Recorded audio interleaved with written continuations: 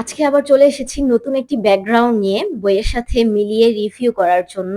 তো ব্যাকগ্রাউন্ডে রয়েছে দাবার গুটি এলোমেলো অবস্থায়, তারপর হচ্ছে একটা ক্যামেরা, তারপর রয়েছে প্রতিশোধ লেখা। আর এই ক্যামেরাটা এই পর্যন্ত এতবার পড়েছে, আরেকবার যদি পড়ে আমি রিভিউ আর অফ করব না, কন্টিনিউ করব। কারণ আমি অনেক টায়ার্ড হয়ে গিয়েছি এই বারবার শট নিতে নিতে। আজকে যে বইটা রিভিউ করব তার সাথে এই জিনিসগুলো কানেক্টেড, তাই চেষ্টা করেছি ব্যাকগ্রাউন্ডে রাখার। এবং আমার মনে হয় আপনারা বুঝতেই পারছেন আমি একটি থ্রিলার বইয়ের রিভিউ করব।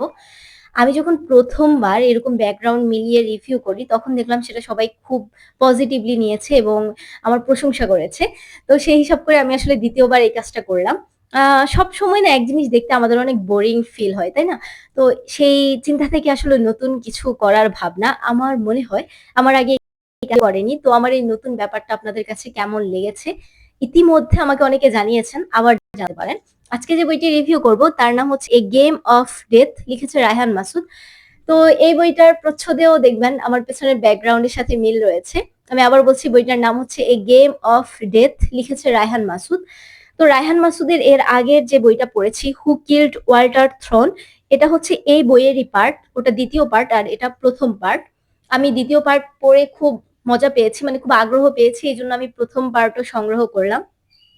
এমনটা নয় যে আপনি প্রথম পার্ট পড়লে দ্বিতীয় পার্ট পড়তে পারবেন না, দুটো আলাদা জিনিস, আলাদা ব্যাপার, শুধু ক্যারেক্টার গুলো একই রকম বলা যায়। এবং প্রথম পার্টে যে ডিটেলসটা রয়েছে দ্বিতীয় পার্টে সেটা নেই, দুটো ভিন্ন কাহিনী নিয়ে এগিয়েছে। তো এবার যদি আমি গল্পতে আসি, এখানে গল্পটা শুরু হয় একটা শপিং মলের 11 তলা নির্মাণাধীন ভবনের 11 তলা থেকে একটা বাচ্চাকে নিচে ফেলে হত্যা করা হয় এবং হত্যাকারী এর পরবর্তীতে আবার নিজেও লাফ দিয়ে আত্মহত্যা করে। তো জানা যায় যে হত্যাকারী এবং বাচ্চাটা দুজনের সম্পর্কে বাবা ছেলে। তো এই হত্যাকাণ্ডটা আবার ওই হচ্ছে শপিং শপিং মলের একটা মেয়ে দেখে ফেলে, মানে কর্মচারী দেখে ফেলে। দেখে ফেলার পর সে নিচে এসে 9 তলায় এসে সবাইকে জানায়। সবাইকে জানানোর পর সবাই দেখতে পায় যে এই মেয়েটা অনেক প্যানিক করছে এবং বারবার জ্ঞান হারাচ্ছে। তখন তাকে তার হোস্টেলে দিয়ে আসা হয়। হোস্টেলে দেওয়ার পর ওইদিন রাত্রে মেয়েটা খেয়াল করে যে তাকে কেউ খুন করতে এসেছে এবং সেই খুনটা করতে এসেছে হত্যাকারী। তো সে তো জানে যে হত্যাকারী এবং তার বাচ্চা দুজনেই মারা গিয়েছে, তাহলে তাকে কে খুন করতে এসেছে? এবং দুজনেই সেম মানুষ যাকে সে হত্যা করতে দেখেছে আর যে তাকে হত্যা করতে এসেছে।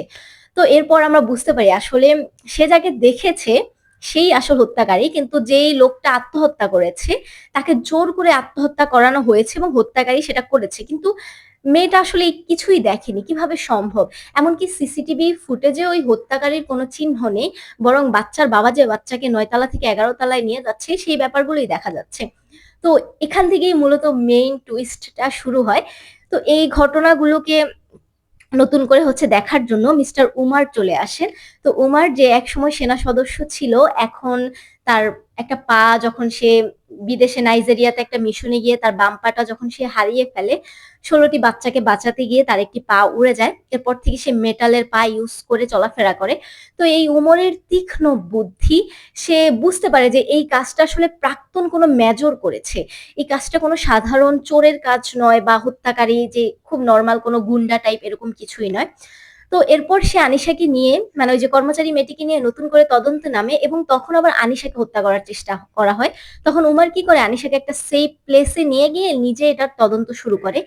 তো এই তদন্ত করতে করতে আমরা আরেকটা ব্যাপার দেখতে পাই যে ছোট ছোট বাচ্চাদেরকে হচ্ছে ড্রাগ ডিলার হিসাবে এখানে সেখানে পাঠানো হচ্ছে, তাদের পেটের মধ্যে হচ্ছে জোর করে এই যে হেরোইন তারপর মাদক দ্রব্যগুলো ঢুকিয়ে দেওয়া হচ্ছে, পেট ফুলও করে দেওয়া হচ্ছে এবং তাদেরকে হচ্ছে গন্তব্যে না নেওয়া পর্যন্ত পানি খেতে দেওয়া হচ্ছে না, কারণ পানি খেলে ওটা পেটের মধ্যে ব্লাস্ট হয়ে যাবে এবং বাচ্চাগুলো মারা যাবে। তো এই সবগুলো কাজ করছে আন্ডারওয়ার্ল্ডের একজন গড ফাদারের নেতৃত্বে কেউ। তো এই যে গড ফাদার, একে আমরা বইয়ের কোথাও দেখতে পাবো না, এর সম্পর্কে কেউ কিছু জানে না, শুধু সবাই জানে যে সে অনেক শক্তিশালী এবং সে স্বর্ণ চোরা কারবারি সহ যত 2 নম্বরই কাজ কারবার আছে সবকিছুতেই গড ফাদার রয়েছে। তো মিস্টার উমার যখন হচ্ছে আনিশার কেসটা নিয়ে নামে তখন এই কেসটার সাথে কানেকশন পেয়ে যায় এবং তখন তার মেইন লক্ষ্য হয় সে এই গডফাদারকে খুঁজে বের করবে। তো এই গডফাদারকে খুঁজে বের করতে গিয়ে আমরা হচ্ছে অনেক অনেক নতুন নতুন তথ্য পেয়ে যাই। যেখানে হচ্ছে বাচ্চাদেরকে খুব নৃশংসভাবে হত্যা করা হয়। তারপর এই যে ছেলেটিকে, ছোট বাচ্চাটিকে ১১ তলা থেকে ফেলে দেওয়া হয়েছে নীরব নামের, সেই বাচ্চাটির নানার সাথে আবার এই গডফাদারের একটা কানেকশন তৈরি হয়ে যায়। এই সবকিছু মিলিয়ে না বইটা হচ্ছে একদম পুরোটাই একটা থ্রিল। আপনাকে পুরো সময়টা হচ্ছে একটা থ্রিল ভাইবস দেয়া যাবে এবং আপনি শেষ পর্যায়ে না আসা পর্যন্ত আসল খুনিকে, গডফাদারকে, কেন খুন করা হয়েছে ছোট্ট একটি বাচ্চাকে এবং তার বাবাকে জোর করে আত্মহত্যা করতে বলা হয়েছে, আনিশাকেই বা কেন হচ্ছে খুন করার জন্য খোঁজা হচ্ছে, এই বাচ্চাগুলোকে দিয়ে যে কাজগুলো করানো হচ্ছে, কেন করানো হচ্ছে, কে করাচ্ছে, কোন জায়গা থেকে এই সোর্স গুলো হচ্ছে পুলিশ পাচ্ছে, এই ব্যাপারগুলো দেখানো হয়। তো সব মিলিয়ে এই বইটা আমার কাছে ভালো লেগেছে। দ্বিতীয় পার্ট যেমন ভালো লেগেছিল, প্রথম পার্টও তেমন ভালো লেগেছে। তবে আমার কাছে মনে হয়েছে এটা বেশি ভালো লেগেছে। এটার একদম নামকরণ, প্রচ্ছদ, কাহিনী সবকিছু একদম পারফেক্ট ছিল। তো এবার যদি আমি বলি মানে এই বইটির কোন দিক আমার বেশি ভালো লেগেছে, এখানে আমি দেখলাম যে আমি যখন এই বইটি পড়া শুরু করি, আমি সকালবেলা ঘুম থেকে উঠে নাস্তা খেয়ে এই বইটি পড়া শুরু করি এবং আমি মাঝখান দিয়ে ৩-৪ বার ব্রেক নিয়ে রাত্রের মধ্যে এই বইটি পড়ে শেষ করি। আমি এটা আর রাখতে পারছিলাম না। আমার এত হচ্ছে আমি চিন্তায় ছিলাম যে এরপর কি হবে, এরপর কি হবে? এই গডফাদার কে, আনিশার সাথে কি হচ্ছে, নীরব কে? এই সবকিছু চিন্তা করে না আমি বইটা হাত থেকে রাখতেই পারছিলাম না। তো এই যে ব্যাপারটা, এই ব্যাপারটা আমার কাছে খুব ভালো লেগেছে যে আমি বইটা হাত থেকে রাখতেই পারছিলাম না। একদম চুম্বকের মতো আমাকে টেনে ধরছিল বইটা। তারপর হচ্ছে এখানে খুব নিপুণভাবে আমাদের দেশে যে অন্যায়গুলো হচ্ছে এবং এই যে হোতা অন্যায়গুলোর যে মেইন মাথা, এই মাথাগুলো কিভাবে দুর্নীতি করছে আর এই দুর্নীতিগুলো কিভাবে আমাদের পুলিশ প্রশাসন থেকে উচ্চপদস্থ কর্মকর্তাদের মধ্যে ছড়িয়ে পড়েছে, লেখক তার একদম হচ্ছে নিখুঁত বর্ণনা দিয়েছেন এখানে।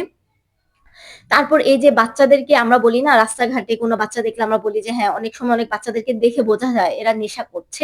তো আসলে এরা কেন নেশা করছে, কোন জায়গা থেকে নেশা আসছে, এই ব্যাপারগুলো না এই বই পড়লে অনেকটাই ধারণা পাওয়া যায় এবং অনেক জিনিস হচ্ছে আপনি ক্লিয়ার হবেন। তো এই ব্যাপারগুলো এই বইয়ের আমার খুব ভালো লেগেছে।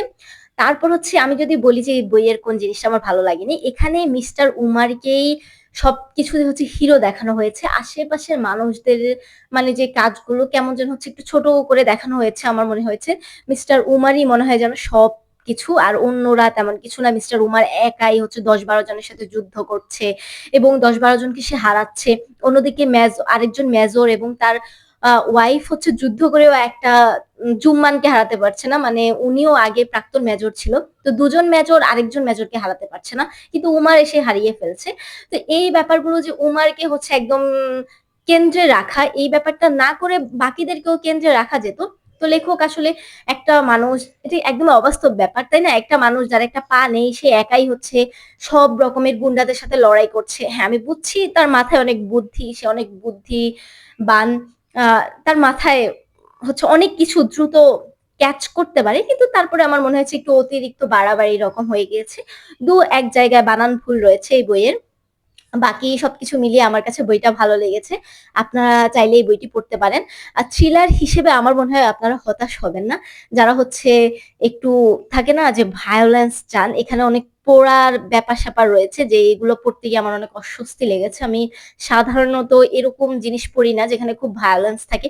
হ্যাঁ, খুন পড়তে পারি কিন্তু ওই যে নৃশংসভাবে হত্যা করা হয়, একদম গলিয়ে ফেলা হয়, এটাই যেটা আমি হজম করতে পারিনি। এখানে কয়েকটা জায়গায় এই জিনিসগুলো রয়েছে। তো এই তো যারা ব্যালেন্স চান এবং প্রচ্ছদেই দেখতে পাচ্ছেন। এই বইয়ের সবচেয়ে আকর্ষণীয় যে ব্যাপারটা সেটা হচ্ছে শেষে এসে দাবার গুটি পুরো চেঞ্জ হয়ে যাওয়ার ব্যাপারটা। ১ম এ গুটি ফেলছে, ও গুটি ফেলছে, সে গুটি ফেলছে।